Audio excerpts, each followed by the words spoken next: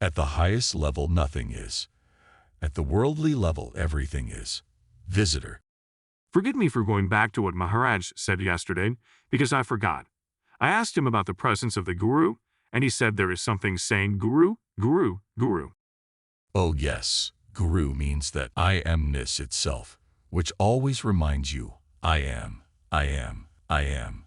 That is Guru, Guru, Guru, like the sound of a motorcar starting. It is a continuous reminder that you are. For this trifling talk, why are you using this equipment? Referring to the tape recorder. Because the trifling talk takes us back all the time to that which is not trifling. Just so. Can I ask a question? Of course. This morning Maharaj said this mystery of the knower, and the known should be followed up. The known is not really known by a knower. The known is known because its perceptions, thoughts, feelings are movements in consciousness, and they are known because of their appearance in the light of consciousness. Is that correct? It is just like that. The jnani is the most stupid. He is not concerned with knowing in the conventional sense. When this waking state, this consciousness, appears, then only everything appears. Prior to that, where is the question of knowledge, ignorance, or jnana?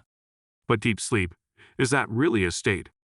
Yes, the integral combination of waking state, deep sleep, and the dream state comprises I am. But in deep sleep, there is no time. Time is there, only the witnessing of time is not there. How can there be time if there is no witnessing? Your watch did the witnessing job and told you that you were asleep for 8 hours. So witnessing comes afterwards. Agreed. In the deep sleep itself, there is no time. The one that tells you later, what is he like before telling you? Formless. When it is formless, when the form is not available, the consciousness, I am, is not there either. So in deep sleep, there is no I am. No. But the witnessing of deep sleep does happen. The principle that witnesses the deep sleep does not sleep. I don't understand that something can be timeless and yet exist. The deep sleep. You go into a very deep samadhi. Then you will realize that. If you want to meet a state of nothingness, you yourself must also go into a state of nothingness. That is what I call omnipresence or presence. I amness is presence. That I amness presence should not be there. The non-I amness only can meet that nothingness. Still there is, I have no word for it, presence. There is no thought, no feeling, but there is. No thought, no feeling. I used to go into samadhis which were just like deep sleep. In 3 hours or so I noticed that many things had happened in my immediate environment. But my guru was very unhappy with that. He said, you must not do that. Samadhi and the experiencer of samadhi. Did you get acquainted with both aspects, samadhi and the one who enjoyed samadhi? Now, so many years later, I say they are identical. Okay, the experiencer and the experience are one and the same. But it cannot be remembered. It is not to be memorized. It cannot be grasped by memory. The manifest dynamic, fluid Brahman cannot be caught in any words. Can you say that everything, even ignorance and pain, is a pointer to the ultimate? When you are completely depersonified, you are no more an individual. Then whatever is an embellishment or a decoration or a puja to the para-Brahman. But so long as you are wrapped up egoistically through some words, no puja can happen. Knowledge with a capital K, the ultimate knowledge? The absolute. Yes, knowingness. I don't know how to call it. But that is no knowingness. In the absolute, there is no knowingness. Knowingness is only in the past. Here we face the difficulty of words. You better not call it knowledge. Pure consciousness. In that state, there is no knowingness. But no unconsciousness either. It is not possible. It is unconscious. From the point of view of the mind. Yes, because you are. The indication is given with reference to consciousness. That is why you call it no consciousness. Yes, but in reality, from its own point of view. You were talking of the absolute. There is no I amness. I don't know how to call it. Call it absolute. The moment you say knowledge, the quality comes in. I don't mean that. You are talking of the nirguna state. I don't know this Sanskrit term. Guna means I amness, and nirguna means no I amness.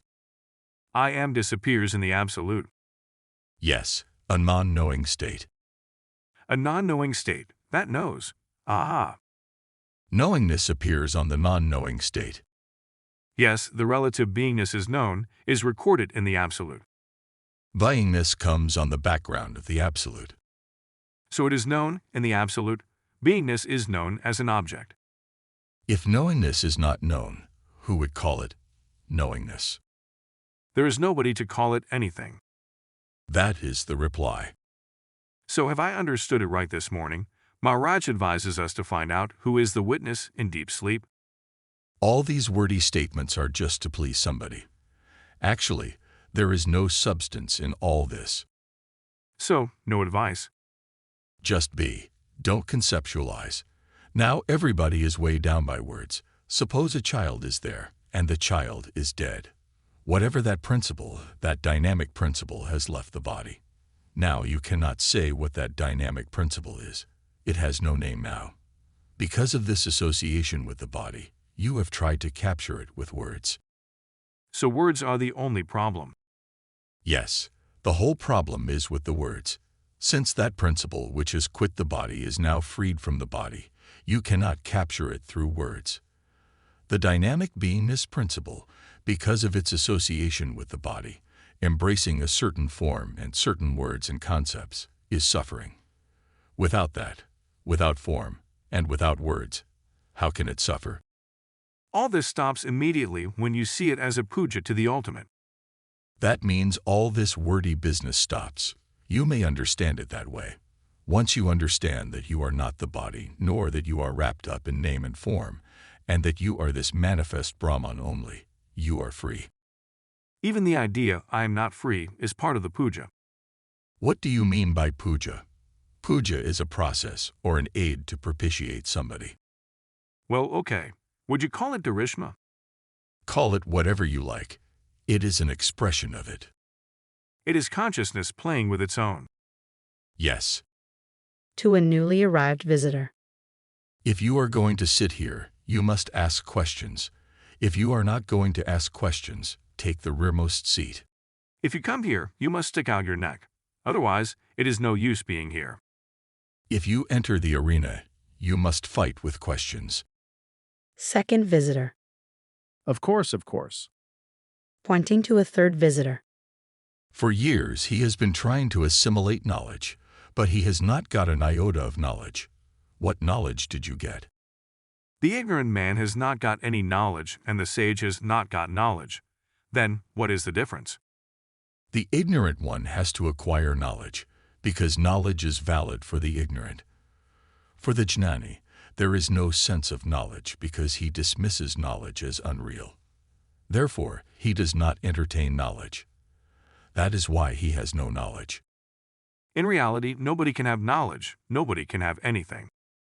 In reality, nobody can avoid knowledge. Nobody means who? This is the proprietor. Nobody means the one who could refer to whom. This is the proprietor whom you cannot know. Even the proprietor goes. So I could not be the owner of any thought for two reasons. First, you cannot own any knowledge at once. Secondly, the proprietor does not live longer than 1 or 2 seconds. He also is a thought. This is all right on the worldly level, but truthfully, nothing is. At the highest level, in reality, nothing is. At the worldly level, everything is. Does this mean everything is a form of consciousness? Whatever is an expression of consciousness only. If consciousness is not there, the expression of consciousness is not there either. Therefore, nothing is. And this consciousness is an uncalled for concept. It has appeared spontaneously. So once one has heard the truth, there really is only one obstacle. To think that can one reach it when one actually can't. After one has got the truth, there is only one obstacle. It appears that you have to reach it to attain it. When you have heard the truth, it still needs to be emulated in order to be reached. Your attempt to understand it, that is the one obstacle. How? Because the truth has no form, no name. So how can it be understood? but that is something one continues to try for a long period. In the process of trying to understand, you get purified and the process subsides. So long as the food body essence is available, this consciousness endures. When the consciousness quits the body, that knowingness is no longer there.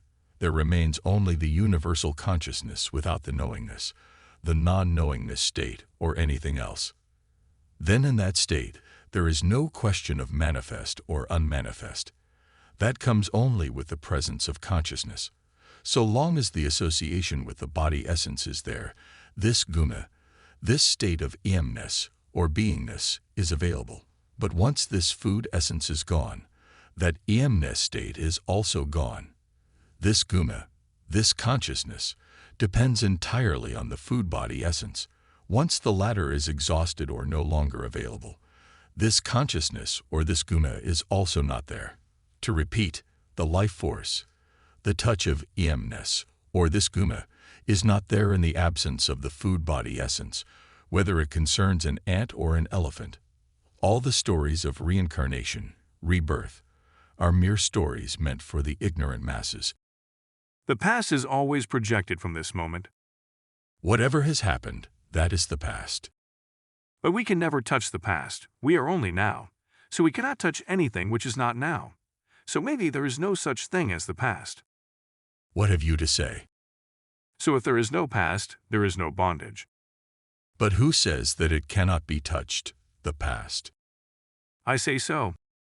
But who is the one who said I? This means that by the word I, that Chaitanya, that manifest, dynamic principle caught itself in that word I.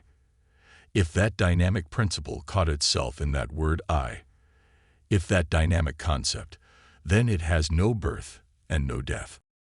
Is it possible, when you look for what you are, that you identify yourself not with consciousness, but that you misapprehend it?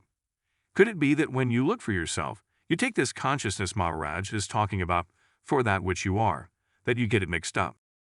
You mistake consciousness for the ultimate. Yes, that consciousness is the prerequisite for anything. Without the consciousness, you cannot even do that search, you cannot look inward. Please proceed with the question. That is all. But when you make this mistake, when you identify yourself with consciousness, is it still some kind of feeling or experience? You are consciousness. Where is the question of your merging with the consciousness? Your consciousness means you are. You are-ness and consciousness are not separate. The you are state itself is the consciousness. Can you follow me? You know you are without the words you are. That itself is the consciousness. Can this consciousness exist without forms? This consciousness cannot know itself in the absence of a form, a food body essence. Body is a form. For example, you are detecting some bad smell. There must be something from which the bad smell emanates, so something must be present. Likewise, to have this touch of beingness, something must be there. And what is that something? Body, food essence. This body must be there, which is food essence. Storage of food essence is the body. After a long pause, I had high expectations in you, that you would initiate some interesting talks. If nobody talks, I will close the session and send people home. I have done some homework for questions. I had to jot them down, because when I sit here all my questions vanish. When I go home, the questions come back. You said one must always remember I am. Is it necessary that you should remember that you are? Spontaneously you know and remember that you are. That is why you have come here, have you not? Because you are. Stay put there. Currently, you are not yet that knowledgeable to be able to realize the happiness that goes with that state. You have yet to evolve. I don't get it. You are not mature enough yet. And really, when you finally understand, you will realize that all this, whatever you have understood, is not the truth. That is what I realize in my mind. What can the mind understand? Can the mind have any wisdom? Whatever is read, whatever is heard, that is the mind. Whatever passing show it observes, that again flows out. That is the mind. Whatever earlier impressions entered, when they flow out, the flowing out is the mind. In a way, I don't want to ask questions, Because if I put a clever question, I get a clever answer in return. I become more and more clever, and it is no use. You ask a clever question and you get a clever reply. Is that what you mean? Yes, this makes me even more clever, and I start. It is no use. Therefore, I don't want to ask questions. So you don't want to become clever. The state you want is non-cleverness. Is it something like that? I may become very clever, but it does not help. It does not make me happy. It is of no use. But who observes it? Who is saying this? Who has made all the observations? The witness. I would like to know who is that witness and witness of what? Well, I can say I am the witness. I'm not sure. And witness what? Intelligence, the world, everything, all that is manifested. How long are you going to be at that post of witnessing? How long are you in a witnessing position? It is the knowingness that is the trouble, the source of all troubles. In the absence of knowingness, of that consciousness, where is the question of misery, pain, or pleasure? Nowhere. Now you know it. You can go home. You've got it. But I don't feel it. I don't experience it like that. I can explain everything most cleverly, but it still does not work, even for myself. So long as beingness, amness is there, why worry about utility or no utility? In the absence of consciousness, there is no question of utility or no utility. Why utility? Usefulness or no usefulness. Does it mean losing the consciousness? Did you ever catch hold of consciousness and made it your own, your property? No. Then keep quiet. Consciousness, has come spontaneously. How is it that everyone has suddenly gone into silence? Is it not what he wants? Can we get some advice for not getting things mixed up? Sometimes I take this as I am. Other times I take that as I am. Can Maharaj give some advice to ensure we don't mistakenly hold something for I am? Don't say I am this, I am that. Just hold on to yourself, you are. Just be you are. Do you follow? Yes, but sometimes I imagine that I experience I am. Sometimes, not always. Every moment you are experiencing I am. Are you not experiencing yourself right now? You are. As a body, yes. You know you are, aren't you? Yes, as a body, as a mind, I am. Prior to body and prior to mind. Are you not there? I don't know. Are you or are you not? Who recognizes the mind? You recognize the mind. So you are. Separated. Recognizing the mind, you are apart from the mind, aren't you? Yes. You recognize the body. So you are apart from the body. You exist prior to body, separate from the body, and separate from the mind. Do you not? Do you understand? I understand. Is that the same as when you meditate and you keep repeating it, the mantra, in your head? Suppose you meditate. Meditate on the Atman or something. Be there. Recede. Whatever you meditate on, you are not that. Whatever you observe, you are not that. So in this way, reject everything whatever you observe, and finally settle down where no more observation is. I could meditate only very little through fear arising. You are not the fear. You observe the fear, did you not? You acknowledge it because you accept it. Recede from that. You are not that. Get back. But the more I get back, the more fear comes. But still you have to get back. You are the rearmost background principle. It is hard to be convinced of that when you are meditating and the fear comes. It is hard to remember. Let the fear come. It does not matter if you are overwhelmed by fear and you are dead. Whatever that is, caught in the fear, let it be dead. But you are still in the background. Let it, the fear, appear to you. Then when it feels to me that I am dying, is that no problem? Then let yourself die. That which is caught by the fear will die, but you won't die. You will be really immortal. I know, I've experienced it many times. You survived, didn't you? So then, The trouble is endless. The fear and the trouble are endless. everything will go, but you will not go. You will not die. I will try again. What are you going to do now? Meditate. When you say you are going into meditation, on what do you meditate? I will sit and just watch what comes up, and then I keep telling myself, that's something, that's something. That is all. Nothing else. And I will come here every day, of course. For 4, 5 days. What do you mean, 4 or 5 days? You can come here 4 or 5 days. Not longer? There is no accommodation for newcomers. By all means, in order to thoroughly understand, you can come. But then you should go. Understanding itself is not enough for me. Then what else you want? Become more realized? Realized? Whose realization? Somebody else's or yours? Your self-realization. Would it be like this? What do you mean by like this? I have not understood the question. Listen to my talks thoroughly for 4 or 5 days, and then go and imbibe them. I am fully aware of the question I am going to put, but it cannot be grasped by the mind or the buddhi intellect. Somebody is realizing the unmanifest, but there is nothing to realize. It is there forever. Time and space are not binding upon it. Correct? Have you realized that? Is it your experience? No. Then don't ask me about somebody else. This you-are-ness does not occur to you. You are. Is it time-bound or is it beyond time? You now know that you were not. This I am-ness was not. It has come afterwards. I am-ness has come. This you-are-ness. You know, you are.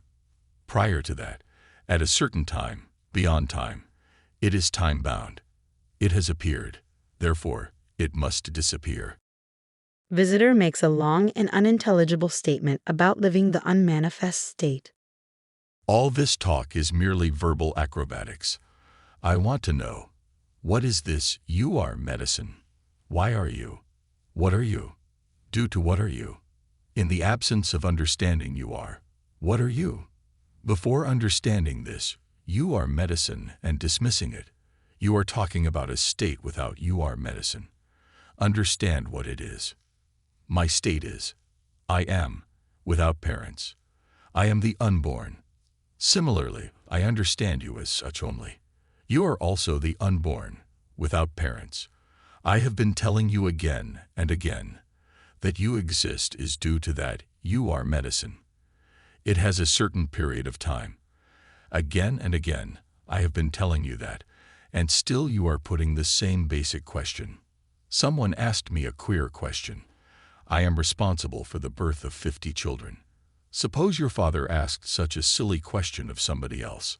All this talking about the manifest and unmanifest is mere talk for the sake of entertainment. First find out, what is this medicine you are? Due to what are you? When you recognize and transcend that, you are a Mahatma, and people will come and talk to you. Have you understood this principle, I am? When spiritually experienced people come here, they enter into a dialogue just for entertainment. In the true state, nothing is. All this spiritual talk is spiritual jargon. You can talk in the world to the ignorant masses. You can convey any number of concepts to them. Let me give you an example. In certain parts of our country, when a person is dead, his ornaments are given to a barber. Because from the barber they will go to the dead person. That is the concept. And such concepts are all for the ignorant people. But you can't very well tell such stories here when discussing profound spiritual matters. Ultimately, what are these spiritual talks? They are meant for so long as ignorance prevails. To remove the ignorance, so-called knowledge is necessary. The knowledge removes the ignorance, and then itself also goes. Both knowledge and ignorance are thrown overboard. What remains is the absolute. Take, for example, the questions of rebirth and reincarnation. In this manifest play of the 5 elements, there is no entity as such, no individual or personality. Out of the 5 elemental play, when the quintessence of that play in the form of the food essence appeared in a certain form, the moment is there. That is the normal ignorant personality. So long as that food essence body is available with that vital breath, the life force is there. That is the birth. When the body is not available, we call it death. Then again, a rebirth. Rebirth of what? of the five elemental play. There is no birth of a certain personality, of this or that fellow. The question does not even arise. When the body dies, it means there is no pain after death of the body. What do you mean by death of the body? Does the body die? Can this die? Again referring to his cigarette lighter. But that is not a living thing. If you make a flame, it is full of life and fire. When the vital breath quits the body, this quality of I amness also disappears. That is where the air becomes manifest. It merges with the universal air. This I amness, the consciousness, also merges with the universal consciousness. In that state, there is no knowingness, and the body becomes one with the five elements. Where is the death? When the flame is extinguished, would you call it death? In other words, when this is completely consumed, is it not death? You may call it death also.